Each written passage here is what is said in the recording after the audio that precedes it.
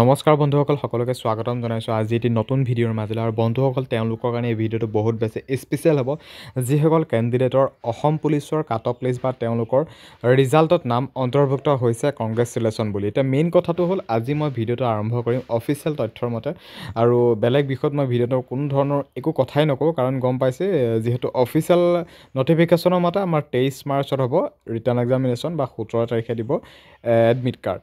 এতিয়া হাতত মাত্ৰ 7টা দিন আছে। এই 7টা দিনৰ ভিতৰতে আমি ৰিটাৰ্ণ এক্সামিনেশ্যনটোৰ বিষয়ে ভালদৰে জানিব লাগিব যে ৰিটাৰ্ণ এক্সামিনেশ্যনৰ কোনবোৰ বিষয়ত বিশেষকৈ আমাক ৰিটাৰ্ণত কুৱেশ্যনবোৰ আহিব বা কেনেকুৱা কি ভিত্তিত আমাৰ ৰিটাৰ্ণ এক্সামিনেশ্যনটো পাতিব, কিমান নম্বৰ বা আদি কৰি গোটেইখিনি ফুল ইনফৰ্মেশ্যন আপোনালোকক দিবলৈ চেষ্টা কৰিম। যিহেতু ABUB AP আৰু বটমেন বহুকেইটা বিভাগৰ ৰিটাৰ্ণ এক্সামিনেশ্যন যিহেতু এটা হিচাপতে বা এখন পেজতে পাতিব বা কম্বাইন কৰি যিহেতু এটা এক্সামেই হ'ব বহুকেইটা বিভাগৰ।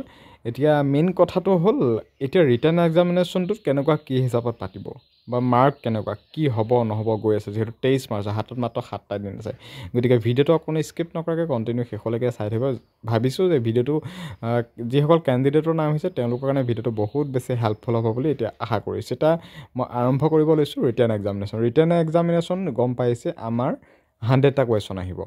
মাল্টিপুল চইচ টাইপৰ কুৱেশ্যন আহিব, মানে তোমালোকে চিলেক্ট কৰিব লাগে যোনটো শুদ্ধ হয় তাত মানে টিক মাৰ্ক দিব লাগে। আৰু আমাৰ ৰিটাৰ্ণ এক্সামিনেশ্যনটো হ'ব 50 মাৰ্কৰ। 50 মাৰ্কৰ হ'ব ৰিটাৰ্ণ এক্সামিনেশ্যন।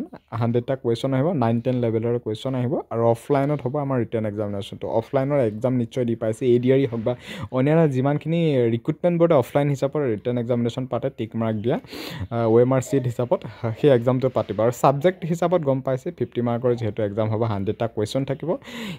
ইয়াত যিহেতু ছাবজেক্টখিনি খুব সুন্দৰভাৱে উল্লেখ কৰি কৈছে ইয়াতে এলিমেণ্টাৰী এথমেটিক অৰ্থাৎ প্ৰথম 1 নম্বৰতে আছে যে মেথছ আহিব, 2 নম্বৰত আহিব ইংলিছ গ্ৰামাৰ আহিব, 3 নম্বৰ লজিকেল ৰিজনিং বা মেণ্টেল এবিলিটি অৰ্থাৎ এইখিনি ৰিজনিঙৰ কথা কোৱা হৈছে। বা 4 নম্বৰ 5 নম্বৰ যিটো পাৰ্ট আছে GK GS মানে সেইটো GK হিচাপত আমি ক'ব পাৰে কাৰেণ্ট এফেয়াৰ্ছো আহি যাব পাৰে 2-এটা বা ইয়াৰ আমাৰ পুৰণি কিছুমান স্মৃতি চিহ্ন হিচাপে কিছুমান কথা সুধিব পাৰে বা কিছুমান দিন দিৱসৰ কথা সুধিব বা বৰ্তমানৰ লগত জড়িত কিছুমান কথা সুধিব বা মন্ত্ৰী MLA কিছুমানৰ নাম আহি যাব পাৰে, দিন দিৱস নদ নদী মানে যিমানখিনি GK GSত পৰে যিখিনি তোমালোকে ভাবি থাকা যে আমি GK পঢ়িছোঁ বা GK কমন বা GK লাগে সেই হিচাপত আহিব GKখিনি।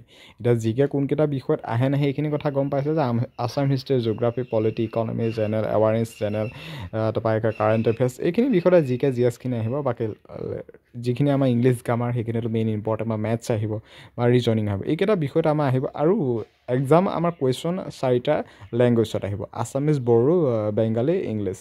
সকলোৱে যিহেতু আছামিজটোৱে কৰে গতিকে আছামিজটো চিলেক্ট কৰিলে মই ভাবোঁ বেছি ভাল হ'ব। বাৰু যিখিনি হয়তো তোমালোকৰ কথা, কিন্তু 4টা লেংগুৱেজত আহিব আমাৰ এক্সামটো।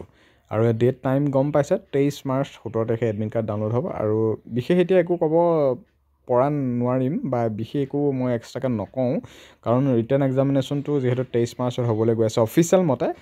বাকী নিউকৈ যদি আকৌ কিবা নটিচ যদি আহি পৰে বেলেগ কিবা বিষয়ৰ ওপৰত ভিত্তি কৰি তেনেহ'লে নিউ নটিফিকেশ্যনৰ মতে জনাবলৈ নিশ্চয় আকৌ চেষ্টা কৰিম। বাকী ভিডিঅ'টো আজিলৈ ইমানেই আছিলে। ধন্যবাদ। জয় অসম। 23 মাৰ্চৰ পৰা ৰিটাৰ্ণ এক্সামিনেশ্যন, 17 তাৰিখে দিব এডমিট কাৰ্ড ডাউনলোড হ'ব।